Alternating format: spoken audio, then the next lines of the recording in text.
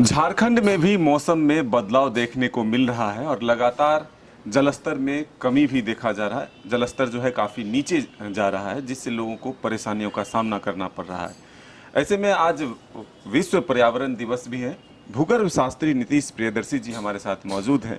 इनसे ही जानेंगे कि ये काफ़ी लंबे समय से रांची के आसपास के इलाके में जाकर भी कई चीज़ों को देखा है, समझा है, और ख़ास करके राजधानी रांची के मौसम की अगर हम बात करें तो काफ़ी बदलाव देखने को मिल रहा है।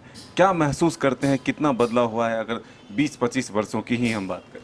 देखिए 20-25 वर्षों में देखो तो बदलाव तो काफ़ी कुछ हो गया है। जहां हम लोग पहले एसी नहीं चलाते तब एसी चलाना पड़ रहा है। दशहरा तक आपको एसी चलाना पड़ रहा है, जो पहले ये सब तो हम लोग सोचते भी नहीं थे, न जानते थे वाता कि ये रांची में भी एसी लगेगा, जो जैसा मौसम हुआ करता था। और जहाँ तक रहा पानी का भू स्तर का, तो सबसे बड़ी चीज़ कि पहले काफ़ी कुएँ होते थे रांची में, तो अब बहुत सारे कुएँ गायब हो गए। अब सब कोई भूमिगत जल पर निर्भर हो गया, जो एकदम अंडरग्राउंड बोरिंग वाटर जिसको लेते हैं, वो भी आपका जाएगा, कहीं 400 फुट कहीं 600 फुट पर पानी मिल रहा है। तो स्थिति बहुत अच्छी नहीं है, स्थिति काफ़ी बिगड़ती चली गई है।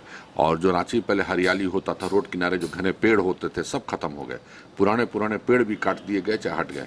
तो बहुत सारा ड्रास्टिक चेंज आया, जिसका असर यहाँ क्लाइमेट चेंज में दिख रहा है। देखिए गर्मी ऐसा बात नहीं कि पहली बार पड़े, पहले भी गर्मी पड़ती थी।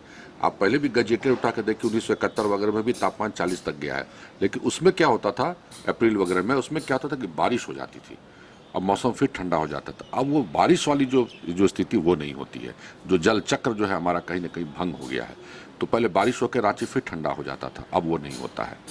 2010 के करीब में हम भी रांची पहुंचे थे। उस वक्त भी यह मौसम देखने के लिए मिला कि शाम 4 बजे तक जो है एक बार बारिश जो है होना ही होना था, और इसके बाद मौसम पूरा ठंडा। अगले दिन फिर जब धूप आती थी तब गर्मी का एहसास होता था। वो अब बदल चुका है। देखिए हाँ, बिल्कुल बदल चुका है, और उसका कारण भी है। उसका कारण क्या है कि हम लोग तालाबों को सुखा दिए, तालाब को बंद कर दिए, नदियों पे इंक्रोचमेंट कर दिए। तो जो पहले जो लोकल बारिश होती थी वो यहीं के तालाबों और नदियों का जो वाष्पीकरण होता था जल का, उससे बारिश होती थी। आपके पास तालाब रहा नहीं, तालाब घट के आधा से भी कम हो गया है, नदी को हम लोग दबा चुके हैं, तो वाष्पीकरण कहाँ से होगा। हरियाली हमने हटा दिया, पेड़ों से भी वाष्पीकरण होता था, जिसको हम लोग इवेपो ट्रांसपिरेशन बोलते हैं, वो भी खत्म हो गया। तो रांची में नदी तालाब की आपने बात की, तो नदी तालाब कितने देखते थे जो अब आपके आंखों के सामने ही वो विलुप्त हो गए, जहाँ की बड़े बड़े बिल्डिंग बन गए, कोई और भी चीज़ों का निर्माण कर दिया। देखिए छोटे छोटे तालाब तो गायब हो गए, बड़े तालाब में अगर देखें तो 7-8 तालाब तो हम लोग की नज़र के सामने गायब हो गए। वहाँ बड़े बड़े कंस्ट्रक्शंस हो गए, तालाब खत्म हो गया। नदियाँ केवल कुछ कुछ ही बची, जैसे हरमू थोड़ा बहुत है, हरमू भी अब नदी नहीं है, वो नाला हो गया। सोनरेखा थोड़ी बची हुई है, और गर्मियों में वो सब सूख जाती है। तो पहले भी नदियाँ सूखती थी, लेकिन सिर्फ 1 महीना।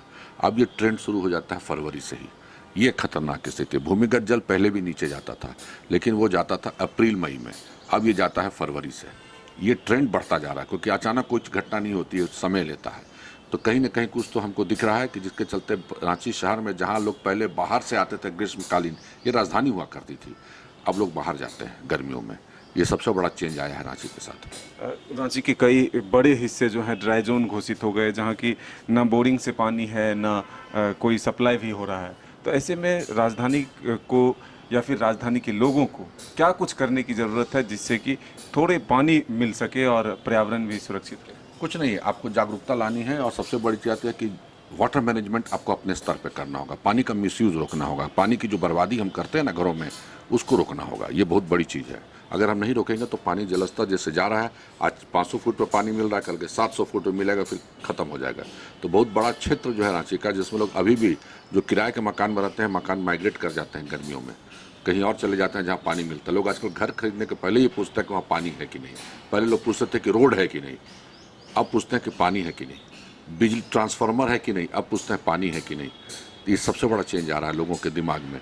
तो इसमें अगर हम जागरूकता नहीं लाएंगे, पानी की कीमत को नहीं समझेंगे, क्योंकि पानी हम प्रयोगशाला में नहीं बना सकते हैं, ये नेचर से ही मिलता है। पानी को आप बचा के रख लीजिए, बहुत सारे उपाय हैं जिसको आप बचा सकते हैं, अभी भी समय है।